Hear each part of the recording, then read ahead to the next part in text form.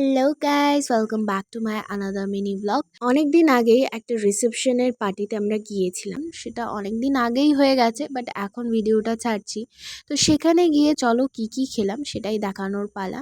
তো প্রথমেই স্টার্টাসে যেটা ছিল চিকেনের পকোড়া, তার সাথে একটু হালকা গ্রেভি মিক্স। এটাও খেতে খুব একটা খারাপ ছিল না, মোটামুটি ভালোই ছিল। তারপর চলে গেছিলাম ফুচকা কাউন্টারে। সেখানে আমি আর কাকু কিন্তু ফুচকার কম্পিটিশন লাগিয়েছিলাম। ফুচকাটা ভীষণই টেস্ট ছিল খেতে, তাই অনেকটা খেয়ে নেওয়ার পর এখন চলে আসি চলো মেন কোর্সের দিকে। মেন কোর্সে ছিল প্রথমেই দিয়ে দিয়েছিল নানপুরির সাথে এই চিলি পনিরটা। ভীষণই খেতে টেস্ট লাগছিল, তাই আমি আরও অনেকবার করে নিয়েছি। ওইগুলো খেয়েই আমার সত্যি কথা বলতে পেট একদম ভরে গেছিলো। তারপর দিয়েছিল ডাল আর বেগুনি।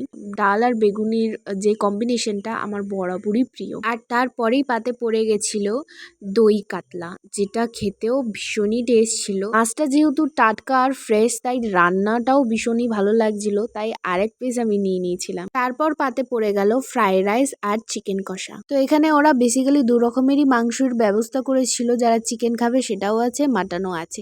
তো আমি যেহেতু মাটন খাই না, তাই চিকেনটাই নিলাম। আর প্রত্যেকটা আইটেম কিন্তু সিম্পলের মধ্যে দারুণ করেছিল।